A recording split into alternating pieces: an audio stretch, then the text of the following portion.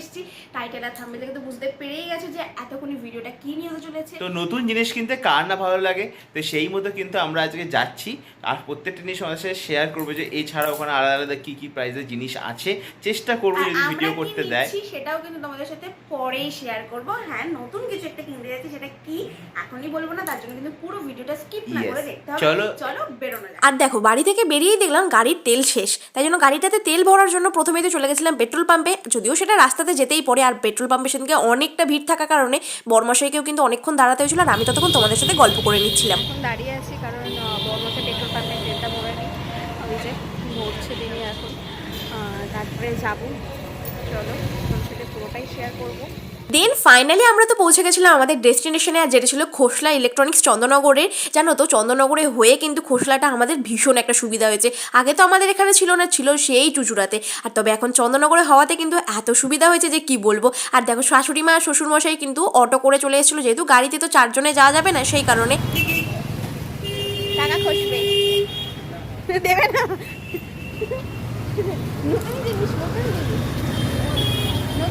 আর এখানে তো আমি আমার কিপ্টে শ্বশুরের একটু পেছনে লাগছিলাম, কারণ উনি সকাল থেকেই খোঁচে আছে যে আমি নতুন জিনিস কিনবো কিন্তু আমি পয়সা দেবো না, সারাদিন আমাকে খ্যাপাচ্ছিল। সেই জন্য আমিও বলছিলাম, আমিও একটু পেছনে লাগছিলাম আর কি। যাই হোক, আমাদের তো সারাদিনই এরকম খুনসুটি চলতেই থাকে, সেটা নিয়ে আর নতুন করে কিছু বলার নেই। যাই হোক, দেখো কথা বলতে বলতে কিন্তু আমরা ভেতরেও ঢুকে গেছিলাম খোসলার, আর সোজা চলে গেছিলাম দোতল্লাতে, কারণ নিচের তল্লা থেকে আমাদের তেমন কিছু নেওয়ার ছিল না। আমরা যেহেতু ফ্রিজ দেখবো, আর ফ্রিজের সেকশনটা বললো পুরোটাই ওপরে ছিল, তাই জন্য আমরাও চলেছিলাম। আর এখানে এত ফ্রিজ দেখে প্রথমে তো মাথায় ঘুরে গেছিলো। যাই হোক, কোনটা ছেড়ে যে কোনটা নেবো সেটাই তো প্রথমে বুঝতে পারছিলাম না। তবে জানো তো বাড়ি থেকে ঠিক করে গেছিলাম আমরা যে সিঙ্গেল ডোরি নেবো, কারণ আমাদেরও একটা সিঙ্গেল ডোরি ছিল এতদিন, আর সেটা যেন তো 16 বছরের পুরনো ছিল। নতুন জিনিস কিনতে গেছিলাম বটে, তবে একটু একটু মন খারাপও ছিল জানো তো, যে নতুন জিনিস কিনবো বটে, কিন্তু এই যে 16 বছরের পুরনো জিনিসটাকে বিদায় দিতে হবে। আর এখানে দেখো ফ্রিজগুলো আগেকার থেকে এখন কত কিছু বদলে গেছে, আসলে যুগ বদলে গেছে না, টেকনোলজি কত আধুনিক হয়ে গেছে। তবে প্রত্যেকটা দামও কিন্তু বেশ ভালোই ছিল, তোমাদের সাথে আমি শেয়ারও করে নিচ্ছি। দেখো প্রতিটা ফ্রিজের কালারগুলো আমার কিন্তু বেশ সুন্দর লেগেছিলো, সিঙ্গেল ডোরগুলো আর কি। এই যে যেটা এখন তোমাদের সাথে আমি খুলে দেখাচ্ছি, সিঙ্গেল ডোর হিসেবে কিন্তু খুব একটা খারাপ ছিল না। তবে এই যে ডবল ডোরগুলো দেখতে পাচ্ছ, আমার থেকে তো দ্বিগুণ হাইট, মানে আমি তো হাইটই পাবো না। সেগুলো আবার যদি তোমার কোনো কিছুর ওপর রাখা হয় তাহলে তার কতটা হাইট হবে বলো তো। যাই হোক, প্রথমে তো আমরা কোনো কিছু ঠিক করে যাইনি, মানে সিঙ্গেল ডোরে নেবো সেটা ঠিক করে গেছিলাম, সিঙ্গেল ডোরের মধ্যে কত প্রাইসের কি নেবো সেটা ভাবিনি, ভেবেছিলাম যে ওখানে গিয়েই নেবো। তবে এখানে এসে তো এত ফ্রিজ দেখে পুরো কনফিউশন হয়ে গেলাম। আর তারপরে তো যিনি আমাদেরকে আর কি সমস্তটা বোঝাচ্ছিলেন, ওখানে যিনি এমপ্লয় ছিলেন, তো উনি বললেন যে এই দাম দিয়ে যদি সিঙ্গেল ডোরে নেওয়া হয় তার থেকে তো ডবল ডোর নেওয়াই ভালো, প্রায় সেম দামের মধ্যেই চলে আসবে। 16,000 টাকা দিয়ে যদি আমরা সিঙ্গেল ডোরে নিই, 22-23-এ যদি আমাদের ডবল ডোর চলে আসে তাহলে তো সেটাই নেওয়া ভালো।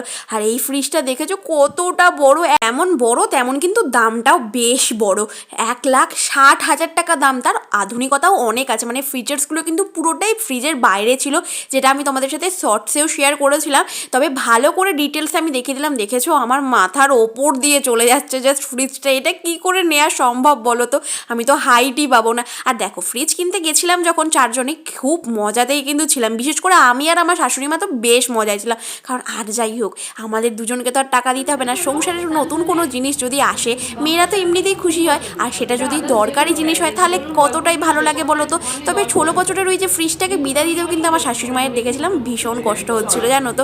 আর যতই হোক সংসারের এত বছরের পুরনোতার একটা জিনিস, খারাপ তো লাগবেই বলো। তবে কি আর করা যাবে, ওটাকে সারানো যাবে না কোনোভাবেই। মিস্ত্রিও দেখা হয়েছিল জানো তো, বলছে যে দামে সারানো হবে তার থেকে সেই দাম দিয়ে কিন্তু নতুন একটা ফ্রিজ হয়ে যাবে। তাই জন্য আমরাও আর কোনো দিক ভাবনা চিন্তা না করে নতুন একটা ফ্রিজ কিনতেই চলে এসেছিলাম। আর বরমশাই যে ফ্রিজটার সামনে এখন দাঁড়িয়ে আছে, তোমাদের যে ফ্রিজটা সোজাসুজি দেখাচ্ছি, সেই ফ্রিজটাই কিন্তু আমরা নিয়েছিলাম, ওয়ালপুলের এই মডেলটা আমরা নিয়েছিলাম। আর সত্যি বলতে আমাদের ফ্রিজটা জানো তো ভীষণ পছন্দ হয়েছিল আমাদের 4 জনেরই। আর এখন যে দিদিটাকে তোমরা দেখছো, উনি কিন্তু আমাদের অনেক গাইড করেছে জানো তো ফ্রিজটার জন্য। আর সত্যি বলছি, আমাদের ফ্রিজটা কিন্তু উনি বেশ ভালো দেখেই একটা দিয়েছিল। তবে এখন যে কালারটা দেখছো সেই কালারটা কিন্তু আমরা তা বলে নিইনি। আর আমরা যে কালারটা পছন্দ করেছিলাম উনি আমাদেরকে ফোনে দেখিয়েছিল, আর সেটা তখন এই মার্কেটে ছিল না, মানে এই শোরুমে তখন ছিল না, শ্রীরামপুরের একদম গোডাউন থেকে আসবে, আর সেটা কিন্তু 2 দিন বাদ এসেছিল।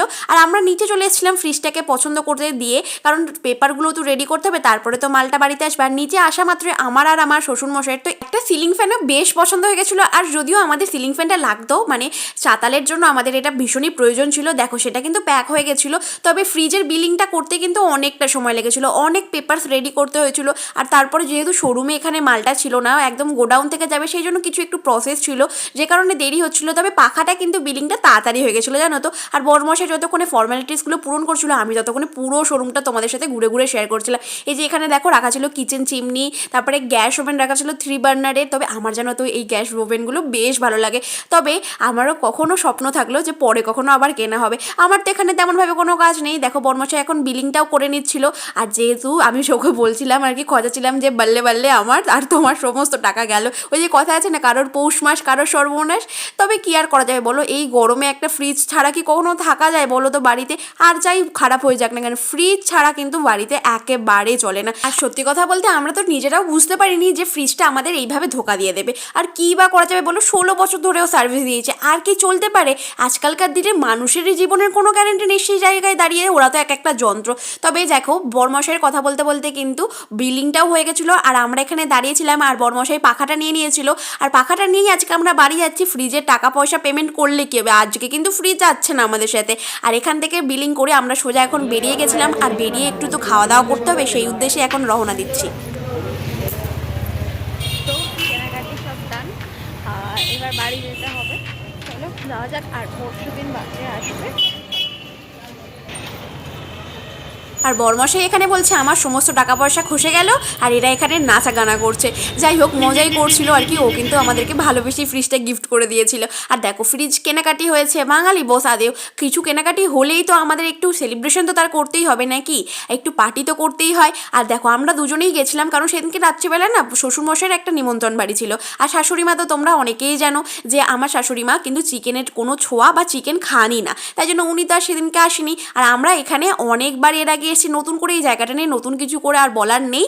এটা ছিল শিবাম রেস্টুরেন্ট, যেটা দিল্লি রোডের খুবই কাছে। আর সেখানে গিয়ে নিয়ে নিয়েছিলাম সেদিনকে তন্দুরি রুটি, তার সাথে 4 পিস চিকেন কষা ছিল। আর তার আগেই তো তোমাদের সাথে প্রথমে শেয়ার করলাম বিরিয়ানি। বিরিয়ানি প্রেমীদের কি বিরিয়ানি ছাড়া কোনো সেলিব্রেশন কমপ্লিট হয় বলো তো? আর সত্যি বলতে এখানকার বিরিয়ানিটা কিন্তু আমাদের দুজনেরই ভীষণ ফেভারিট একটা বিরিয়ানি, যার দাম নেয় তোমার 150 টাকা মতো। আর তন্দুরি রুটি দিয়ে চিকেন কষাটা তো জাস্ট টু মাচ লাগছিল। দেখো বড়মশাই আমাকে ওপর দিয়ে আরও আবার গ্রেভি ঢেলে দিচ্ছিল, আর মুখে দিতেই জাস্ট গলে গেল জ্বলে গেল একটা ব্যাপার স্যাপার। এখানকার চিকেন কষা তন্দুরি রুটিটা কিন্তু আমরা প্রায়শই খেয়ে থাকি। আর চিকেন বিরিয়ানিটা নিয়ে তো কোনো কথাই হবে না, আমি এমনিতেই বিরিয়ানি 3 বেলায় খেতে পারি, মানে তুমি আমাকে যতবার বিরিয়ানি দেবে বিরিয়ানিতে আমার না নেই। যাই হোক, তারপরে সেদিনকে খাওয়া দাওয়া করে তো বাড়ি চলে এসেছিলাম। আর ফ্রিজ কেনার ঠিক 2 দিন বাদেই কিন্তু আমাদের ফ্রিজটাও ডেলিভারি হয়ে গেছিলো বাড়িতে। আর বেলা তখন বাজে ঠিক 12টা, আর বড়মশাইয়েরও সেদিনকে ভাগ্যিস ছুটি ছিল, তাই জন্য কিন্তু ভিডিওটা করতে আমার অনেক সুবিধা হয়েছিল।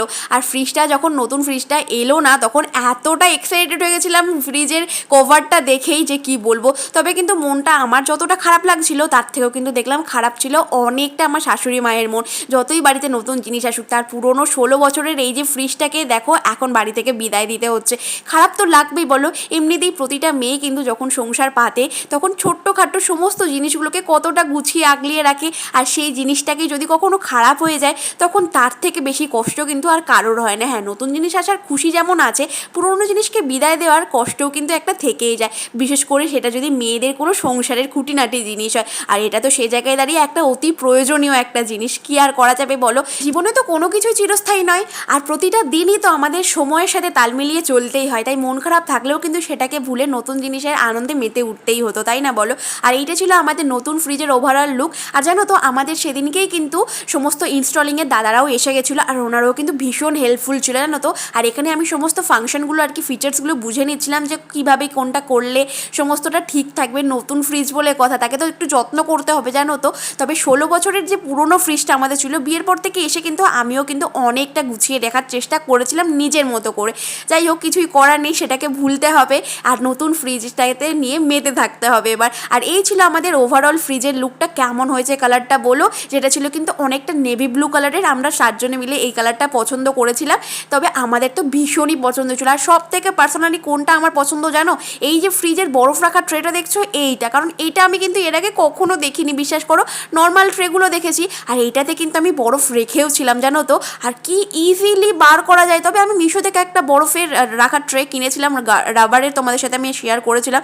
সেইটা তখন ভাবছিলাম বেকার কিনলাম, যাই হোক ওটাতেও কিন্তু আমরা বরফ রাখি। আর আসা মাত্রই তো আমি মিশো থেকে কেনা ফ্রিজের কভারটাও ওপরে দিয়ে দিয়েছি, আশা করি তোমরা সেটাও দেখতে পেলে। আর ফ্রিজের ভেতর তো এখন এতটা জায়গা না, ভেবেছি এবার গরম লাগলে না ফ্রিজের ভেতরেই ঢুকে বসে পড়বো সব তাকগুলো খুলে দিয়ে। না খুব মজা করলাম, কিন্তু বিশ্বাস করো অনেক অনেক স্পেস আছে এখন। আর এইটা ছিল সবজি রাখার বাস্কেটটা, জানো তো প্রতিটা তাক যদি নোংরা হয় সেগুলো কিন্তু প্রতিটা খুলে পরিষ্কার করা যাবে, সেই সুবিধাও আছে। আজকের ভিডিওটা ছিল এত পর্যন্ত। ভিডিওটা ভালো লেগে থাকলে অবশ্যই লাইক কমেন্ট শেয়ার করো, চ্যানেলটাকে সাবস্ক্রাইব করতে ভুলো না। টাটা।